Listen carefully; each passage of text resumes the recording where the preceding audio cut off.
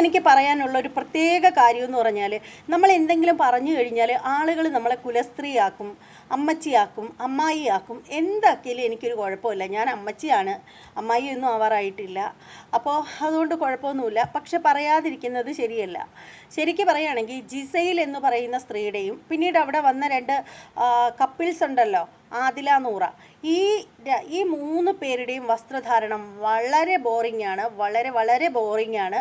ഇത് നിങ്ങൾ ഇത് ഒരു സർവൈവൽ ഗെയിം തന്നെയാണ്. അതിലൊന്നും ഇതൊരു നെഗറ്റീവ് ഗെയിമാണ്. അതിലൊന്നും ഒരു തർക്കവും ഇവിടെ ആർക്കും ഇല്ല. പക്ഷേ എന്നാൽ പോലും കുടുംബ പ്രേക്ഷകർ കൂടി കാണുന്ന ഒരു ഷോ കൂടിയാണിത്.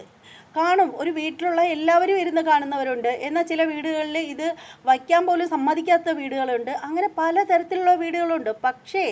പക്ഷേ ഇത്രയും പേര്, അതായത് ആദില നൂറ, എന്താ ആ പെൺകുട്ടികൾക്കുള്ള വസ്ത്രം കണ്ടു കഴിഞ്ഞാൽ, ഉടുപ്പ് കണ്ടു കഴിഞ്ഞാൽ നിക്കർ പോലും അടിയിലുള്ളതായിട്ട് തോന്നത്തില്ല. എന്തുവാടേ ഇത്? ഇവർക്ക് പുറമേ ഇവർ എന്ത് കോപ്രായമോ കാണിക്കട്ടെ. പക്ഷേ ഇത് ഒരു കുടുംബ പ്രേക്ഷകർ കാണുന്ന ഒരു ഷോ കൂടി ആകുമ്പോൾ അവിടെ കുറച്ച് മര്യാദകളൊക്കെ വേണം. ഇത് ബിഗ് ബോസിൽ ഇവരെ എടുക്കുന്ന സമയത്ത് ഒന്നുകിൽ ഇവരെ അടുത്ത് പറയണമായിരുന്നു.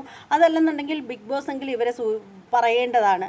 അതുമല്ല, നമ്മുടെ ഹിന്ദിക്കാരി കൊച്ച് ജിസൈൽ തക്രാൾ, പുള്ളിക്കാരത്തിയുടെ വസ്ത്രധാരണം കണ്ടു കഴിഞ്ഞാൽ വസ്ത്രമേ ഇട്ടിട്ടില്ല, പുള്ളിക്കാരത്തിയെ പെയിൻ്റ് അടിച്ച് നിർത്തിയിരിക്കുകയാണെന്ന് തോന്നും.